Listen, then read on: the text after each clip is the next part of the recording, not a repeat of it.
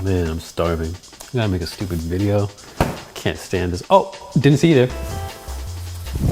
You're watching Woktober, the show where I take recipes on YouTube and I recreate them in a wok. That's kind of like the entire premise.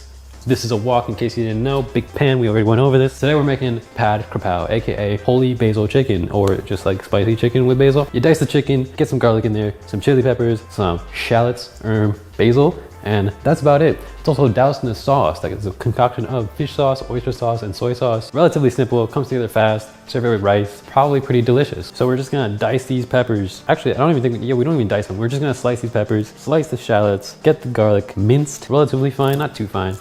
Going through the laborious task of peeling garlic. I should have done this off camera. That would have made sense, too much sense, and that's why I didn't do it. Because why would I be prepared for anything? I wasn't prepared for life. I just spawned in, I didn't ask for that. Yet here we are, making pad probably butchered that. I'm not even gonna try it.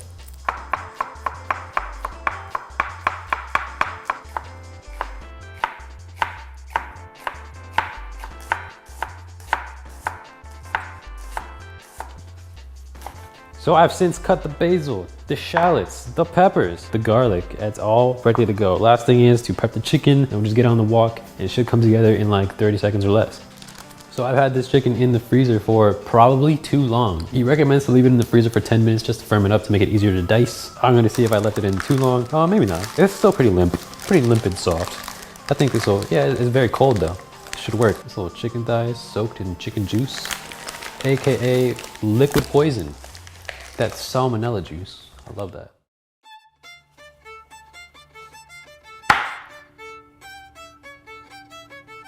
I got raw chicken juice on the iPad.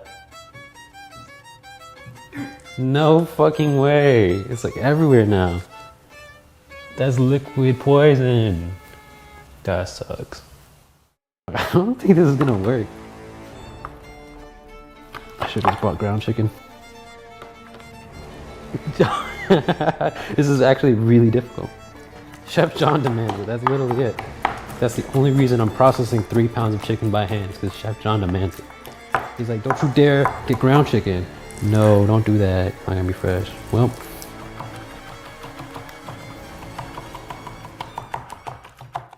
So after 15 minutes of back-breaking labor, I have mangled the chicken. I kind of got it to a fine grind. It was a difficult task. I did not have a Chinese cleaver. So unlike Chef John, it didn't take me 3 minutes. It took me closer to 15, 20. I don't want to talk about it. It was a task, but we got through it. And so we have everything processed here. We got the mise en place, all of my little ramekins set up, ready to go. The only thing left to do is to throw it in the pan. Oh God.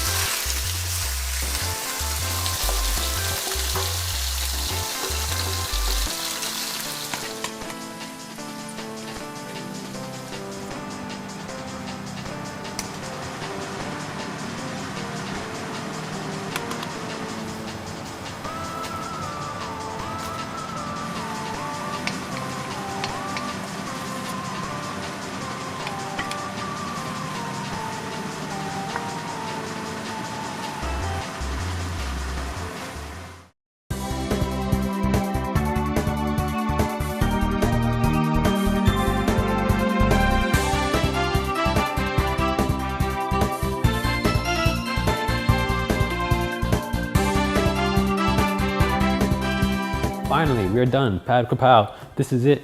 The finished result is kind of exactly what we expected it to look like. Little difference is that I used brown rice just because that's what I had. I didn't feel like making rice specifically for the recipe. Instead of brown jasmine, I recommend you use regular jasmine just because it tastes better. We got the basil chicken, spicy, Fresno chilies on top. Let's see how it tastes.